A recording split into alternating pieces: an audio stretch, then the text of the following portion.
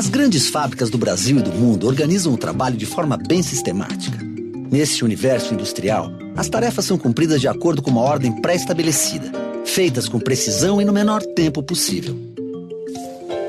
Na produção, seja na fábrica ou no escritório, todo o trabalho é planejado de tal forma que possa ser realizado com o mínimo de perdas e o máximo de rendimentos. Essa forma de organizar a produção é orientada pelas ideias do norte-americano Frederick Taylor, um engenheiro obstinado por resultados e, principalmente, pela melhor forma de realizar o trabalho segundo a sua concepção.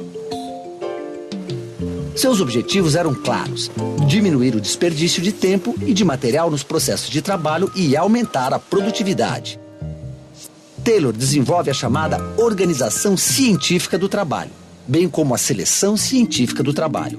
Essas metodologias se tornaram conhecidas como Taylorismo.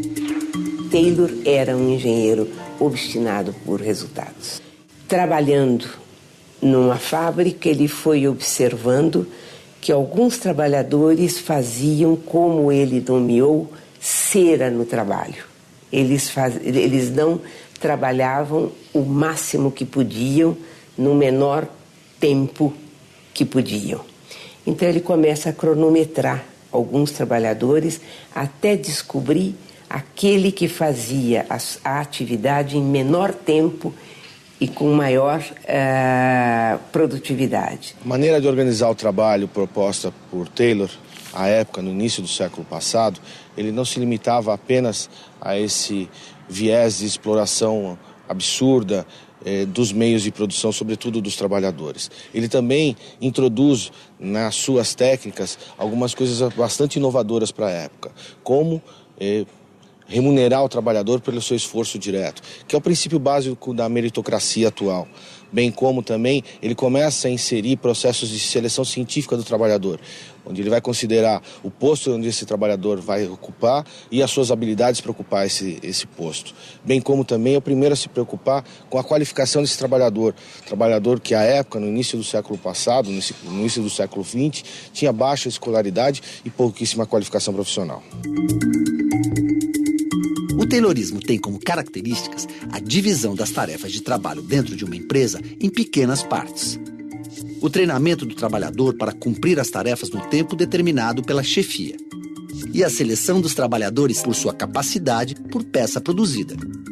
Taylor analisava como cada tarefa poderia ser feita e estabelecia o tempo necessário e o método mais rápido de trabalho para executá-las.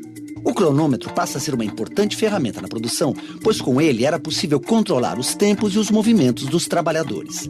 Em troca, pagava-se um adicional por peça produzida ou serviço realizado. Com essa nova forma de organização do trabalho, Taylor atingiu seu objetivo: produzir mais em menos tempo com menor custo. Percebe-se nesse processo a diminuição da autonomia do operário sobre o processo de produção a partir do controle e da disciplina impostos. A partir do momento que esse trabalhador não tem mais autonomia para executar a tarefa de acordo com o conhecimento previamente adquirido, e essa tarefa, ao longo do processo de expansão da produção, ela cada vez mais se fragmenta em tamanhos menores, ela é definida em partes indivisíveis, o trabalhador perde o conhecimento do processo como um todo, ao mesmo tempo que ele perde o conhecimento e a autonomia em relação à sua fração, a fração que ele passa a executar. Taylor inicia no início do século XX, uma revolução silenciosa, mas não menos importante para a humanidade.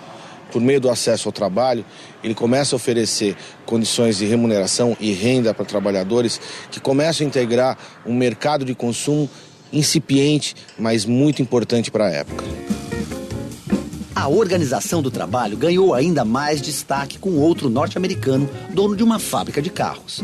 Henry Ford se apropriou do princípio de Taylor, implementando a linha de montagem no processo de produção.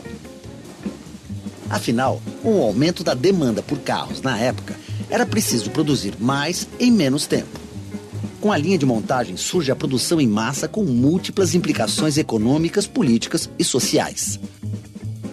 A linha de montagem se baseia em um princípio: levará o trabalhador em seu posto de trabalho fixo a tarefa a ser cumprida. O tempo para fazer cada tarefa é pré-determinado pela velocidade da esteira rolante. O Fordismo, combinado com o Taylorismo, possibilitou a produção em série a um menor custo, favorecendo o consumo de massa. No Brasil, Monteiro Lobato, editor do livro Princípios da Prosperidade de Henry Ford, manifesta sua credibilidade no sistema Ford de produção para a superação da pobreza e dos males que atingiam Jeca Tatu, personagem frágil, doente e pouco ambicioso. Porém, Lobato não considerou outros aspectos que essa forma de produção trazia, como a concentração da riqueza nas mãos de poucos.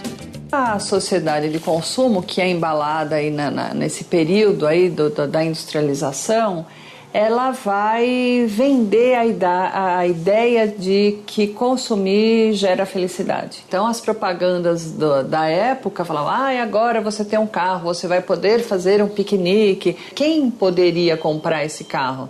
Então, o trabalhador da Ford, por exemplo, na época, não podia ser o consumidor daquele carro.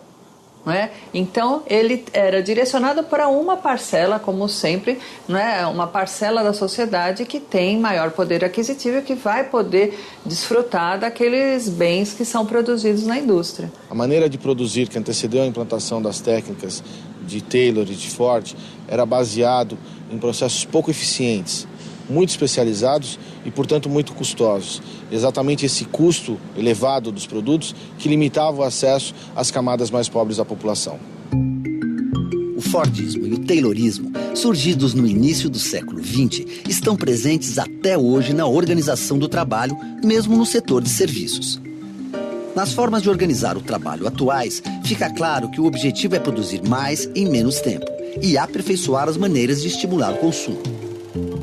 O Taylorismo ele é muito usado nos bancos, no comércio, nos operadores de telemarketing, porque ele tem a eficiência do ponto de vista do capital. Estamos falando não do ponto de vista do trabalhador, porque para o trabalhador ele é um trabalho, a forma de organizar o trabalho é muito difícil. Por quê? Porque ele é intensificado, ele não tem pausas entre uma tarefa e outra, não é? Então, ele é utilizado ainda porque ele consegue fazer o quê? Mais em menos tempo. Essa fórmula ainda, ela é muito usada porque ela é eficiente do ponto de vista do capital. Importante destacar que o trabalhador que nós vemos hoje ocupando um posto de trabalho em uma linha de montagem não é aquele mesmo trabalhador do início do século passado.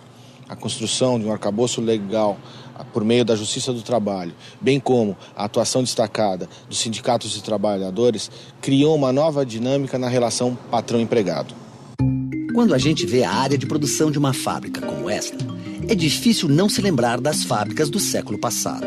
O processo de fabricação obedece ao mesmo sistema que leva o trabalho na esteira até os operários que ficam parados, fazendo apenas uma tarefa. Por trás dos produtos fabricados em série, ainda encontramos as práticas de Taylor e Ford. É importante que cada funcionário fique numa função específica na linha, para que você tenha um melhor resultado, porque primeiro que ao ficar mais tempo ele ganha agilidade naquela atividade, então você consegue um melhor tempo e além disso uma perfeição no resultado do seu produto. A gente tem sempre uma encarregada de produção, que é a pessoa que fica acompanhando full time, para estabelecer essa cadência, para você ter certeza de que ao final do dia você conseguiu a produtividade esperada. Hoje, mesmo com o avanço tecnológico e novas formas de organização, a pressão por maior produtividade continua. Produzir mais e melhor em menos tempo. Este objetivo permanece, mas o ritmo e a intensidade do trabalho podem afetar o trabalhador de várias maneiras.